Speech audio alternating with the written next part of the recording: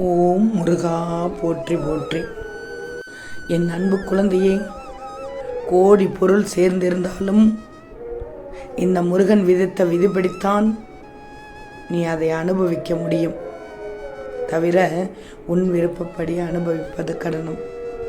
ஆனால் இந்த முருகனின் அருள் உனக்கு இருந்தால் நிச்சயமாக உன் விதியை நான் மாற்றி அழகான வாழ்க்கையாக நான் அமைத்து கொடுப்பேன். நீ செய்த செயல்கள் ஒவ்வொன்றும் உன்னை நிழல் போல் உன்னை தொடர்ந்து வந்து கொண்டே இருக்கும். அது நல்லதாக இருந்தாலும் சரி, கெட்டதாக இருந்தாலும் சரி, உனது எண்ணம் மட்டும்தான் உனக்கு முதல் பயம்.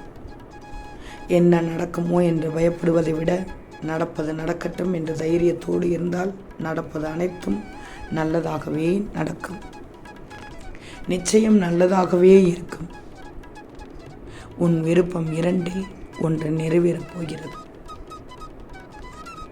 தினமும் யாம் இருக்க பயமேன், யாம் இருக்க பயமேன் என்று என் மந்திரத்தை சொல்லிக்கொண்டே இருந்தாய். அப்படிப்பட்ட என் பிள்ளைக்கு முதலில் இரண்டில் ஒரு நல்ல விஷயம், உன் விருப்பத்தில் இரண்டில் ஒரு விருப்பம் நடைபெறப் போகுது. ஆனாலும் நீ என் மீது கோபத்தோடு இருக்கிறாய். ஏன் முருகா இவ்வளவு தாமதம்?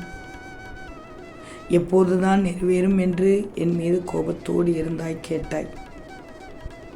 இதோ நடக்கும் காலத்தில் நடக்கப் போகிறது. எதிர்காலத்தில் நீ அழுது கொண்டே இருக்கக்கூடாது என்று அனைத்தையும் நான் சரி செய்து கொண்டிருக்கிறேன். உன் வேண்டுதலையும் கவனமாக பரிசீலித்துக் கொண்டிருக்கிறேன். நிறைகுறைகளை பரிசீலித்து குறைகளை நிறைகளை ஆக்கி அதற்கேற்றாற்போல் மாற்றி அமைத்து முதலில் உன் விருப்பம் ஒன்றை நிறைவேறச் செய்கிறேன்.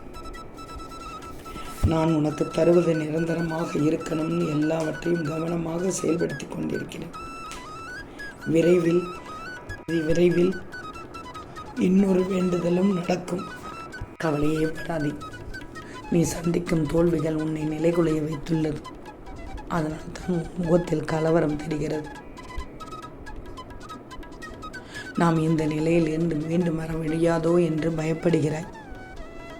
உன்னை இதே நிலையில் உன் முருகன் வைத்து விடுவேனோ என்ற பயம் வந்துவிட்டது.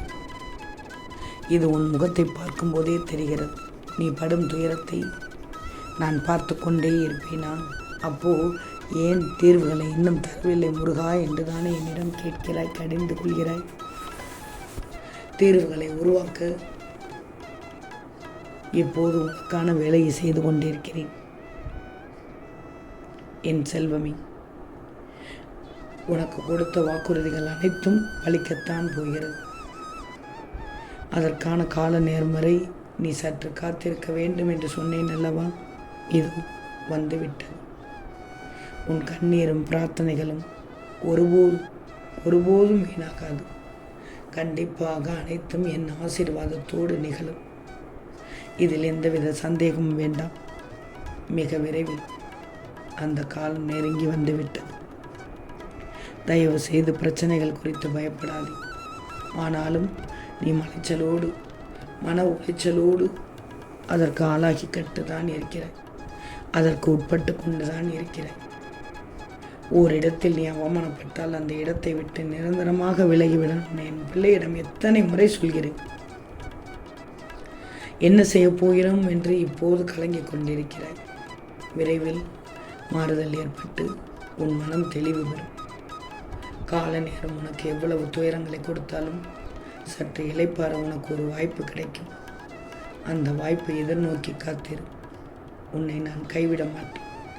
உன் வழித்துணை நான் தான். என்னை விட்டால் உனக்கு யார் இருக்கிறார்கள்? கரம் குவித்து முருகா என்றால் ஓடோடி வந்து உதவி புரிவதற்கு நான் இருக்கிறேன். உன் வாழ்க்கையில் இன்னும் சில நாட்களில் நல்லது நடக்கும். அவசர காலம் அவசர கோலம் என்று வாழ்ந்து கொண்டிருக்கிற இந்த காலத்தில் எதையும் யோசிக்கவே நேரம் கிடைக்காமல் இருக்கிறது.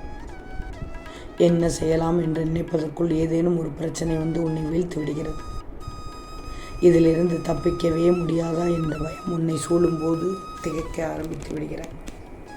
முதலில் திகைப்பதை நிறுத்து. வேண்டாம். நீ முருகனின் பிள்ளை. தைரியமாக இருக்க. நீ ஜெயிக்கப் போவது உறுதி. அதில் உறுதி செய்து கொள்ள வேண்டுமென்றால் உன் பிரச்சனை பாரம் எதுவாக இருந்தாலும் அவற்றை யோசிக்காமல் இந்த முருகன் மீது வைத்துவிட்டு மனம் லேசாக இரு. உன் சாய் உன்னை எப்படி ஜெயிக்க வைக்கப் போகிறேன் என்பதை மட்டும் பார். நீ நன்றாக வாழும்போது ஒரு கெட்ட காலம் என்று வரத்தான் கூடும். எச்சரிக்கையாக இருந்து கொண்டால் எதுவும் நினைப்பது போல் நடந்துவிடாது. மகிழ்ச்சியாக இருக்கும்போது இது ஒரு நாள் முடிந்துவிட்டால் என்ன செய்வோம் என்று யாரும் யோசிப்பதில்லை. துன்பம் நேர்ந்தால் மட்டுமே முருகன் நம்மை கைவிட்டு விட்டதாக நினைக்கிறீர்கள். பதறுகிறீர்கள். பயப்படாதீர்கள். அனைத்தையும் எதிர்கொள்ள கற்றுக்கொள். தைரியமும் தன்னம்பிக்கையும் ரொம்ப நேரம் இந்த நேரத்தில் முக்கியம். வாழ்க்கை வாழ அத்தியாவசியமான ஒன்று. கண்டிப்பாக உன் விருப்பத்தில் ஒன்றை நிறைவேற்றுவேன். ஓம் முருகா போற்றி போற்றி.